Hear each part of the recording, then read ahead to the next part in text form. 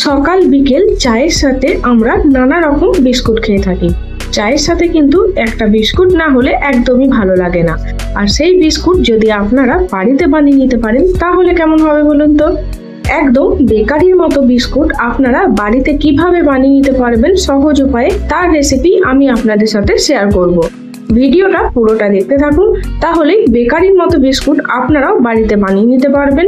আর এটা বানাতে কিন্তু খুবই কম উপকরণ লাগে, যে কেউ খুব সহজেই এই বেকারির মতো বিস্কুটগুলো বাড়িতে বানিয়ে নিতে পারবেন। তো চলুন বেকারি স্টাইলে বিস্কুটের রেসিপিটা দেখে নেওয়া যাক। এখানে আমি কিছুটা পরিমাণে বাটার নিয়েছি। এটা কিন্তু আনসল্টেড বাটার, আর বড় চামচের প্রায় 2 চামচ মতো বাটার আমি ব্যবহার করেছি। আর দিয়ে দিলাম ছোট কাপের 1 কাপ মতো গুঁড়ো চিনি। চিনিটা আমি আগে থেকে গুঁড়ো করে নিয়েছি।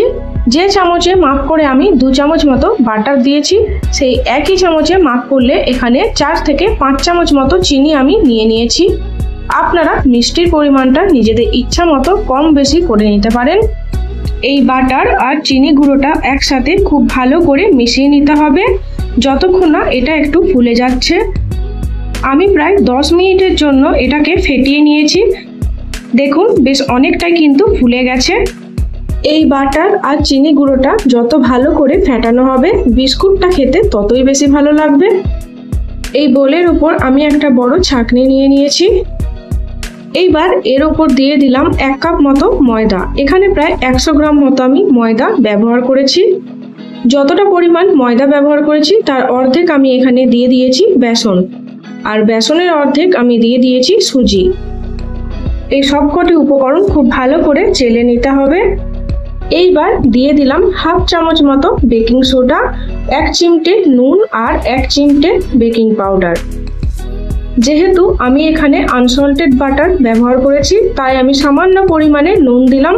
আপনারা যদি সল্টেড বাটার ব্যবহার করেন তাহলে নুন দেওয়ার প্রয়োজন নেই। এই সবকটি উপকরণ খুব ভালো করে মেখে নিতে হবে। এই ডোটা মাখার সময় কিন্তু কোনো রকম জল বা দুধ ব্যবহার করলে চলবে না। যদি ডোটা শুকনো মনে হয় তাহলে 1 চামচ মতো বাটার বা ঘি ব্যবহার করতে পারেন, তবে জল বা দুধ দেওয়ার প্রয়োজন নেই। দেখুন বিস্কুট তৈরি করার জন্য ডো একদম রেডি হয়ে গেছে। এটা কিন্তু একটু নরম করেই মেখে নিতে হবে, শক্ত মাখলে চলবে না।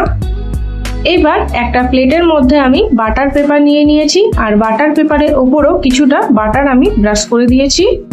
এই ডো থেকে অল্প কিছুটা অংশ আমি হাতে নিয়ে নিচ্ছি, আর হাতের সাহায্যে বেশ ভালো করে গোল করে নিচ্ছি। এই ডো থেকে খুব ছোট ছোট আকারের বল রেডি করে নিতে হবে। আমি এখানে বলগুলো গোল করে নেওয়ার পর হালকা হাতে চ্যাপটা করে নিয়েছি। আপনারা কিন্তু এই বিস্কুটগুলো যে কোনো আকারে তৈরি করে নিতে পারেন। দেখুন একটা বিস্কুট এখানে আমাদের রেডি হয়ে গেছে। ঠিক একইভাবে এই ডো থেকে কিছুটা অংশ আমি নিয়ে বলের মতো তৈরি করে নিচ্ছি, আর তারপর হালকা হাতে চ্যাপটা করে দিচ্ছি। আপনারা নিজেদের ইচ্ছা মতো এই বিস্কুটগুলো শেপ দিয়ে দিতে পারেন। এইখানে সবকটা বিস্কুট আমি রেডি করে নিয়েছি। এইবার এই বিস্কুটগুলোর উপর আমি কেটে রাখা আমন্ডের টুকরো দিয়ে দিচ্ছি। এতে বিস্কুটগুলো দেখতেও ভালো লাগবে আর খেতেও ভালো হবে। আর আপনারা যদি এখনো অবধি আমার চ্যানেলটা সাবস্ক্রাইব না করে থাকেন তাহলে তাড়াতাড়ি সাবস্ক্রাইব করে নিন, আর এমন নতুন নতুন আর টেস্টি টেস্টি ভিডিও পেতে থাকুন। দেখুন সবকটা বিস্কুটের ওপরই আমন্ডের টুকরো দেওয়া হয়ে গেছে। এইবার একটা কড়াইয়ের মধ্যে বালি দিয়ে তার উপর একটা স্ট্যান্ড রেখে 10 মিনিটের জন্য গরম হতে দিয়েছিলাম। আগে থেকে গরম হওয়া কড়াইয়ের মধ্যে এই বিস্কুটের প্লেটটা আমি বসিয়ে দিলাম। এইবার এটাকে ঢাকা দিয়ে 15 থেকে 20 মিনিটের জন্য বিস্কুটগুলো বেক করে নিতে হবে। 20 মিনিট পর দেখুন বিস্কুটগুলো কিন্তু একদম রেডি হয়ে গেছে। এই সময় বিস্কুটগুলো হালকা নরম থাকে, সেই অবস্থাতেই গ্যাসের ফ্লেমটা অফ করে দেবেন। বিস্কুটটা যখন ঠান্ডা হয়ে যাবে তখন আস্তে আস্তে এগুলো বেশ খাস্তা আর মুচমুচে হয়ে যাবে। এই বিস্কুটগুলো 10 মিনিটের জন্য আমি ঠান্ডা হতে দিয়েছি। দেখুন কোনো রকম ওভেন ছাড়াই গ্যাসের ওপর কড়াই রেখে তার মধ্যে কত সুন্দর করে বিস্কুটগুলো রেডি হয়ে গেছে। এইবার একটা প্লেটের মধ্যে এই বিস্কুটগুলো আমি সাজিয়ে নেব। এই বাটার বিস্কুটগুলো খেতে কিন্তু খুবই ভালো হয়, আপনারা অবশ্যই বাড়িতে বানিয়ে দেখবেন। একবার এই বিস্কুটগুলো বানিয়ে রাখলে এয়ারটাইট কন্টেনারের মধ্যে প্রায় 1 মাসের জন্য এই বিস্কুটগুলো আপনারা স্টোর করে রাখতে পারবেন। বাচ্চাদের টিফিন বক্সেও কিন্তু আপনারা এই বাটার বিস্কুটগুলো দিতে পারবেন।